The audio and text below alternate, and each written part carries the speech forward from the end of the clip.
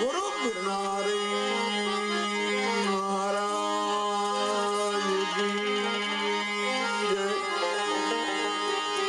श्री द्वारिकाधीश की जय। नकलंकी नाथ की जय। श्री बजरंगी वाला की जय। श्री दशनाम्बे की जय। नवनाथ चौरासी सिद्धों की जय। श्री परमनाथ पीर की जय। श्री दान विजय महाराज की जय। सच कबीर साहेब की जय। श्री चंद भगवान की जय। आदि जगत गुरु शंकराचार्य जी महाराज की जय। श्री पंचजुना अखाड़ा की जय। सदगुरु श्री राम लक्ष्मण दास बाबा की जय। सदगुरु श्री भजन प्रकाश आनंद गिरी जी बाबा की जय। पूज्य श्री कांदास बाबा की जय। पूज्य श्री नारायणानंद बाबा की जय। सर्वे शक्ति मात की जय। श्री गणराज मात की जय। स्वर्गस्थ आत्मा की जय। भारत माता की ओम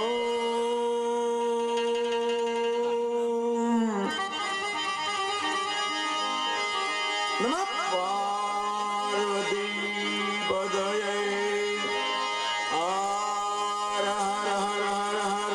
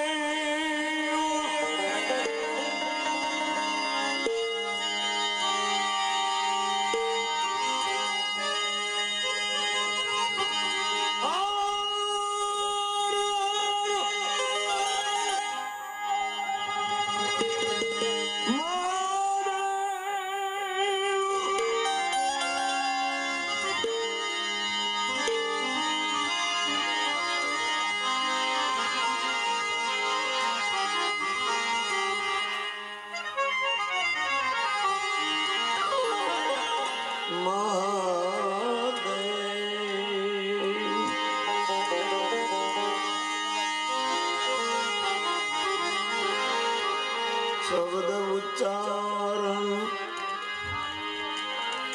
हे मां सरस्वती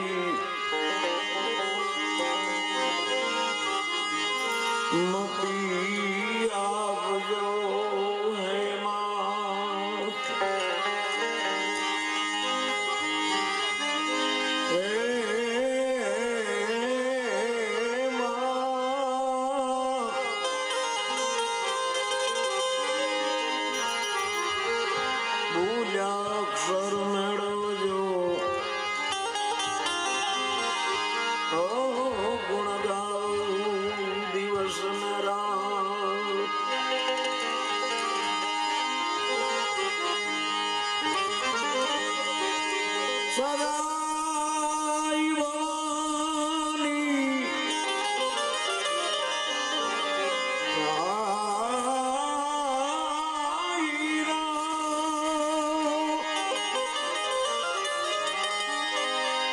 સન્મુખ રહો ગુણેશ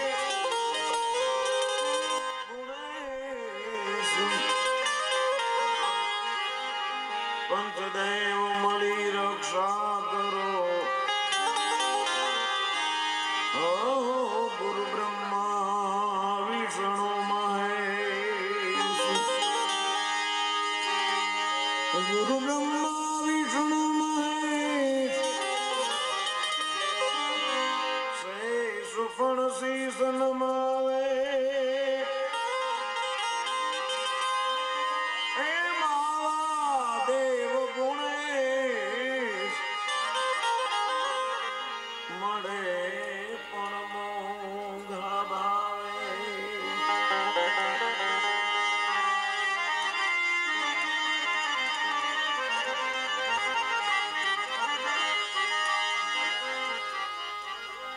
ગુરુની પ્રતમાં કોઈ પાળશે.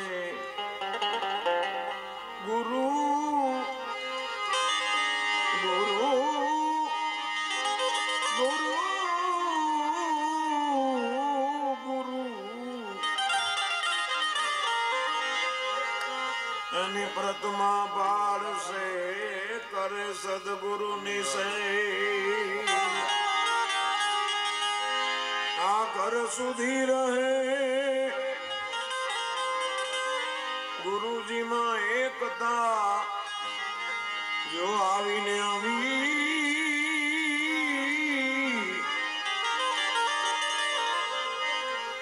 એકતા તો મનુષ્ય નહીં પણ દે.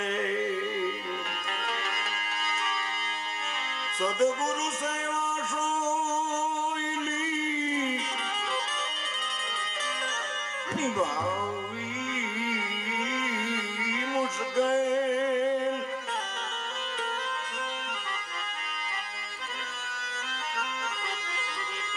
મુશ્કેલ બહુ મુશ્કેલ. નટ ચાલે જેમ દોર પર એવો છે આ બધો ખેલ. સગળ સૃષ્ટિના સંતના ચરણોનો છુદાસ. એ દાસ અનુભવ અનુભવ અનુભવ અનુભવ અનુભવ ચક્ષુ આપજો. કરુવાણી પ્રકાશ.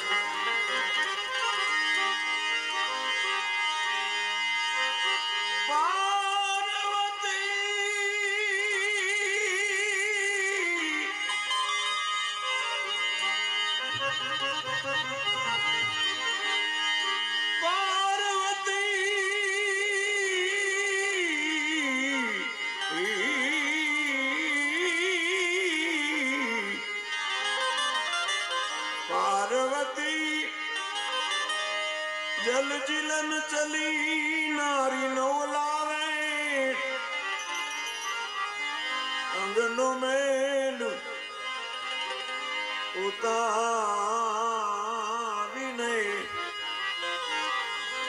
તેના ઘડિયા ગુણેશ. અંગનો મેલ ઉતારીને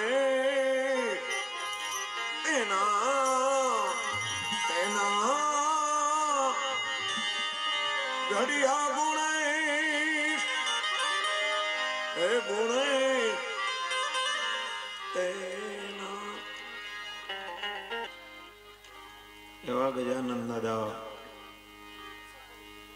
દુનાળા દેવ આપણી ભારતીય સંસ્કૃતિ, આપણી ભારત વર્ષની પરંપરા, સાધુ સંતો ઋષિ મુનિઓ, સુરવીરો દાતારો સંતો ભક્તો જતી સતી,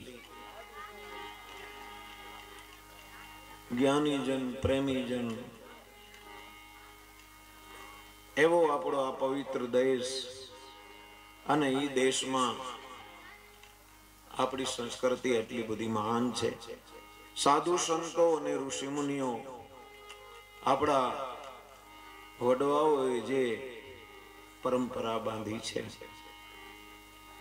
આ જગતના જીવ આધિ વ્યાધિ ઉપાધિ ત્રિવિધિના તાપની અંદર હેરાન થતા જોઈ માયાની પાછળ, આ જગતની જંજાળની પાછળ એકદમ દુખી થતા જોઈ સંતો મહાપુરુષોએ પરમાત્માના રસ્તે, શાંતિના રસ્તે, પ્રેમના રસ્તે, ધર્મના રસ્તે અને આ જીવનું કલ્યાણ થાય એવા રસ્તા લઈ જવા માટે એટલો બધો અને ધર્મને મજબૂત કરવા માટે એટલી બધી મહેનત કરી છે કે પોતાના હાડકાનું ખાતર કરી, લોહીનું પાણી કરી,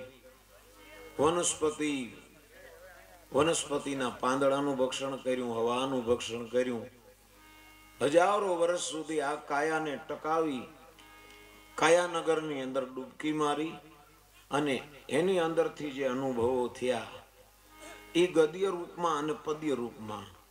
ગદ્ય રૂપમાં એટલે જે મુખ દ્વારા જે વાણી આપણે ગાઈ રહ્યા છે એ વાણી ગુરુમુખ વાણી છે. એ ક્યાંય લખાણમાં, શાસ્ત્રોમાં, કોઈ બુક ચોપડીમાં આવતી નથી. ગુરુમુખ. શિષ્ય કોઈ સુપાત્ર બને, આપણે પાત્રતા કેળવીએ અને અધિકારી બને તો મહાપુરુષો એને જ્ઞાન દ્વારા એને એ મૂડી અર્પણ કરે. એવું દેખાય નહીં તો હારે પર લેતા જાય, આપે નહીં. મહામૂડી છે ને. આપણે સામાન્ય જગતનો કાંઈક વ્યવહાર, 2-5 પૈસા, થોડા ઘણા રૂપિયા, દાગીના, આપણી પાસે મરણ મૂડી હોય અને પાછળ પરિવારમાં એવું જો ન દેખીએ ત્યાં સુધી આપણે ચાવી આપતા ન હોય, આપણી પાસે બંધીને રાખે. શ્વાસ ચડતો હોય, બોલાતું હોય તો હું ત્યાં રાખે ચાવી, એ આપે નહીં છેવટ સુધી. હા, તો આ તો એનાથી મહામૂડી છે એમ. અને પાત્ર વગર આપી દે તો એનો પાછો શું દુરુપયોગ થાય, ગેરઉપયોગ થાય.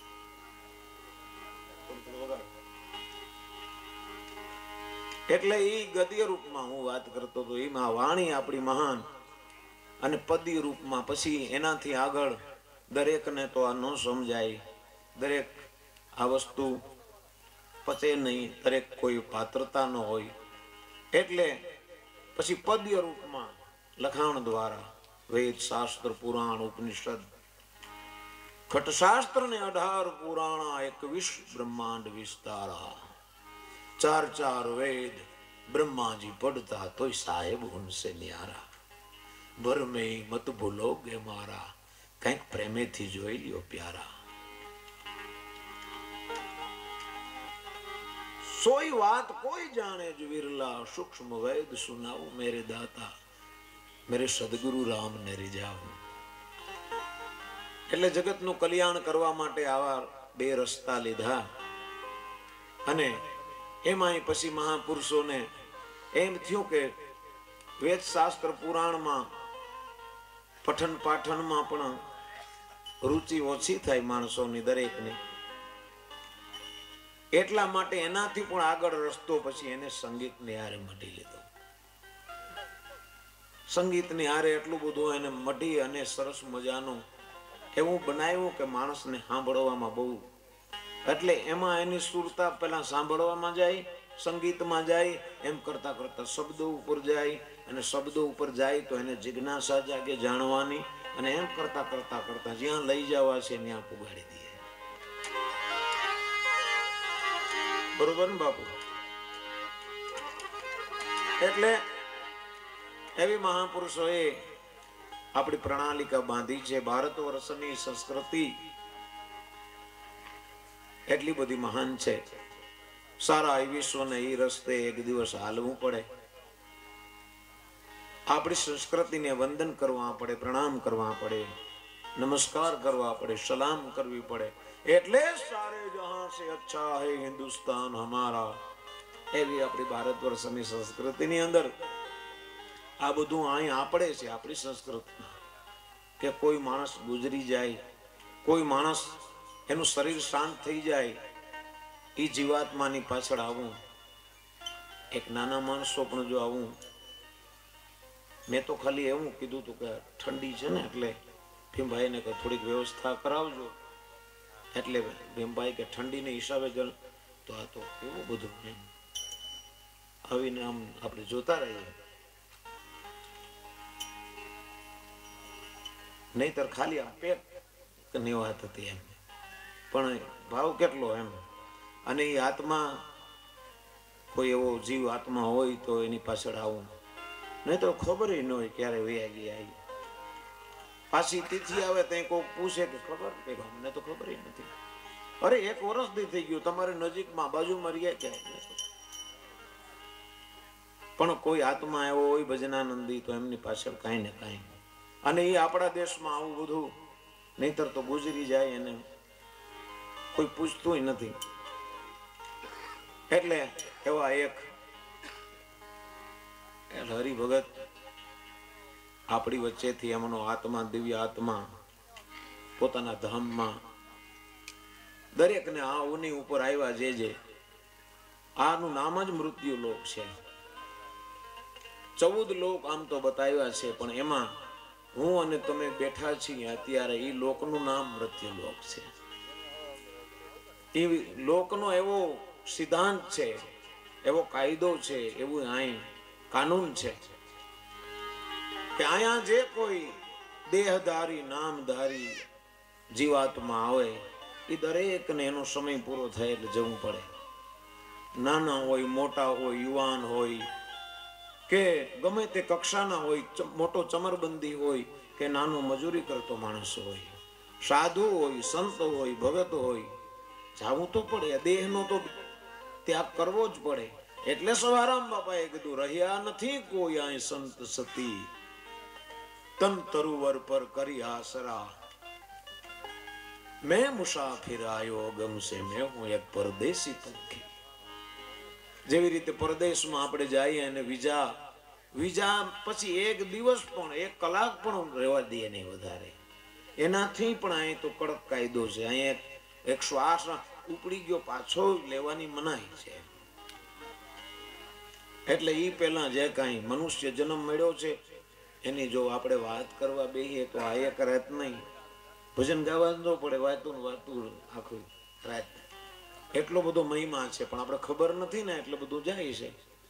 અમારે પૂજ્ય જયરામદાસ બાપુ એક ભજન ગાતા, સાંભળેલું તારું વાહેદામાં ગયું ભજન છે, અને ગયું હશે તો જ આવું. એનો મતલબ આપણે વાહિદામાં જ જવા દઈએ છે. મનુષ્ય જન્મ મળ્યો ને એ સાંભળેલું એને ગેરમાર્ગે દે, સમજણ વગરનો જેમ તેમ. અને સમય તો ગમે એ રીતે પૂરો થઈ જ જવાનો છે. જિંદગી તો તમને કદાચ 100 વર્ષની આપે તો એ તો વહી જ જવાની છે. પણ વ્યર્થા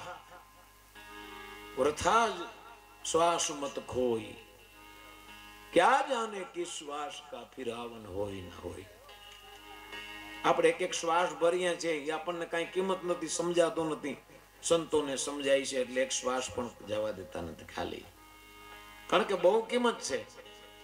અને આમ તો બધાને ખબર પડી ગઈ 2 વર્ષ પહેલા શ્વાસની કેટલી કિંમત છે. કરોડો રૂપિયા વાળા કહેતા હતા કે ભાઈ એકાદો બાટલો શ્વાસ કે ઈ ના મળે ભાઈ, નહીં રેવા દે, ઉપડો જટ.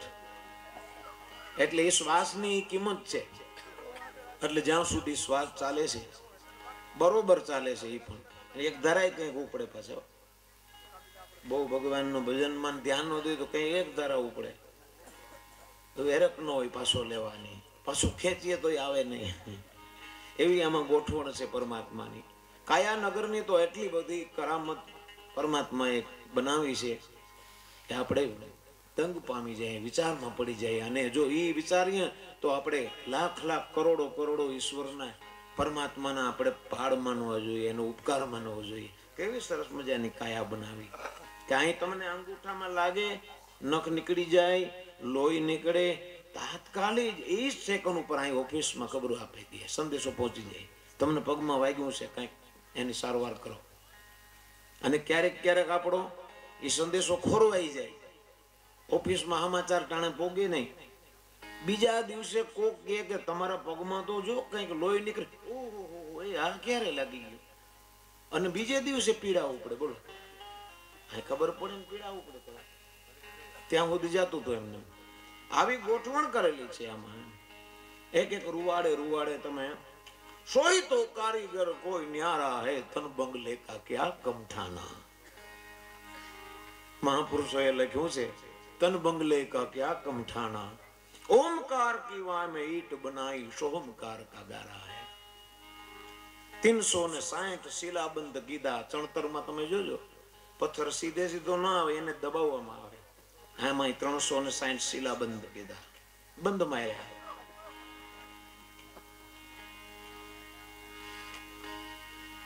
આખું ભજન છે, સોઈ તો કારીગર ન્યારા હે. એટલે એવી બધી સરસ મજાની કાયાનગરની રચના કરી છે. તો એવી એક આત્માની પાછળ પૂજ્ય હરિભગત એ દિવ્ય આત્માની પાછળ આપણે આ સત્કર્મ કરી રહ્યા છે. ક્રિયા, કર્મ, જ્ઞાતિ, પ્રાંત, દેશ, રીત રિવાજ, સમય, સંજોગ બધું દરેક અલગ અલગ હોય છે, પણ અંતે તો બધાને જ્યારે આ જીવ જાગે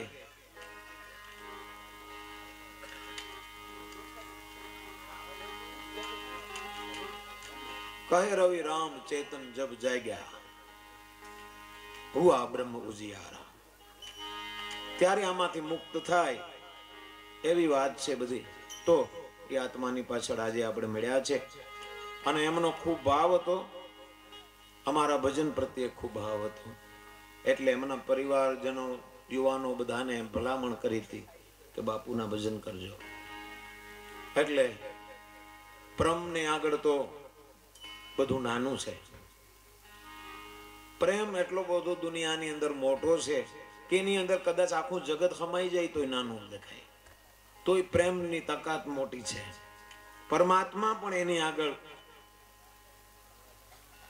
ત્રિલોકનો નાથ, 14 બ્રહ્માંડનો માલિક પણ પ્રેમની આગળ તો શું કહેવાય, ઝૂકી જાય. પ્રેમમાં એટલા બધા ભગવાન એમનો એટલો બધો સ્વીકાર કરે કે પછી ગમે તે હોય, જાત પાત, કુળ, વરણ, ઊંચ નીચ, પૈસાદાર ગરીબ તવંગર, ગમે તે હોય, પણ જેના હૃદયમાં શુદ્ધ પ્રેમ હોય ત્યાં પરમાત્મા એને આધીન થઈ જાય. એટલે એવા એ ભક્તની પાછળ આજે આપણે સંતવાણી રૂપી જ્ઞાન ગંગા એમના પાવન થવા માટે મળ્યા છે. તો આપણે આપણી પ્રણાલિકા મુજબ ગજાનંદ બાપાની સ્તુતિથી શરૂઆત કરીએ. અને આજની રાત્રિ કોઈ બીજું કોઈ આયોજન નથી, એક આત્માની પાછળ આપણે આજે એક આવો અવસર, એક આજે જાગરણ છે એમની પાછળ. તો એ જાગરણનું એ વાણી સ્વરૂપી જે કઈ પુણ્ય મળે એ આપણે એ આત્માને અર્પણ કરીએ, અને એ આત્મા જ્યાં હોય ત્યાં પરમાત્મા એને ગતિ આપે, સદગતિ આપે, અને ફરી એમના ધામમાં એને જગ્યા આપે, એના ચરણોમાં એને જગ્યા આપે. ફરી ક્યાંય પણ આ સૃષ્ટિ ઉપર પાછો એમને યોગ્ય જગ્યાએ એને વાસ મળે, એવી પ્રાર્થના સાથે આપણે ભજન તરફ જઈએ.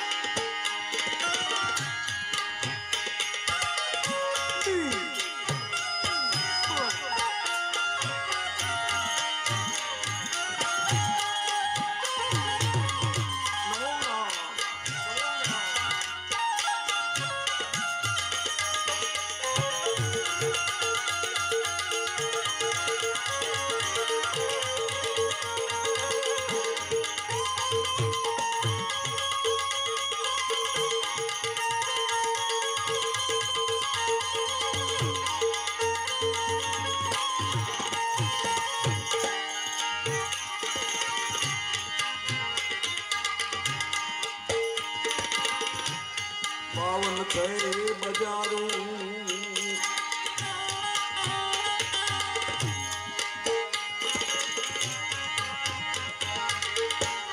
ચોરાસી રે ચોટારા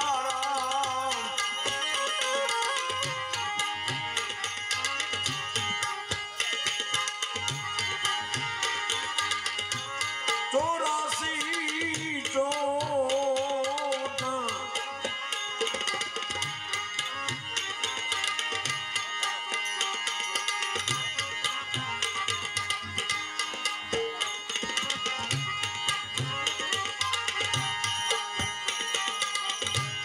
ભાવન છે બજારો ચોરાસી રે ચોટારા